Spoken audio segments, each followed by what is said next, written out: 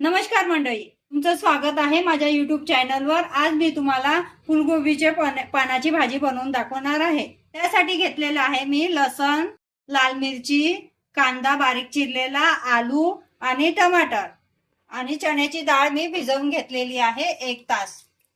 आणि हे गोबीचे पत्ते आहेत, त्याला चांगले मी बारीक कापून घेतलेले आहे आणि स्वच्छ पाण्याने धुवून घेतले आहे। आता या पत्त्यांना गरम पाण्यामध्ये उकळूया।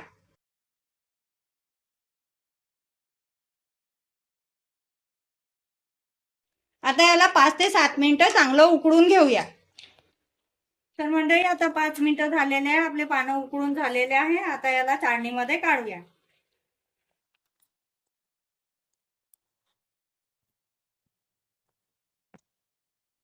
हे चाळणीमध्ये काढलेलं आहे, आपण याला असं पाणी पूर्ण पिळून घेऊया। कढईत तेल मांडलेलं आहे, तेल तापलेलं आहे। आता तेलामध्ये लसूण घालूया, जिरे, मिरची, कांदे,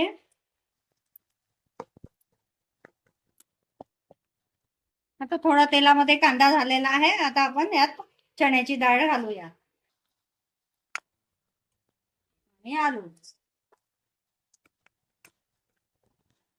आता हळद,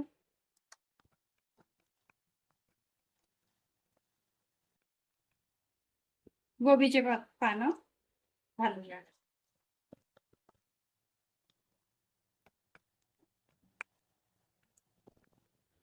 आता टमाटर टाकूया आणि चवीप्रमाणे मीठ।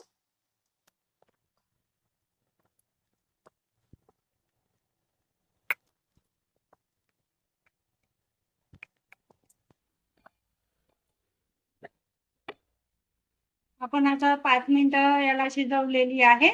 बघा किती छान झाली आहे ही भाजी। तुम्ही नसल बनवली कधी तर बनवून बघा। तर मंडळी, तुम्हाला कशी वाटली माझी रेसिपी ते मला कमेंट करून सांगा आणि माझ्या चॅनलला सबस्क्राईब करा।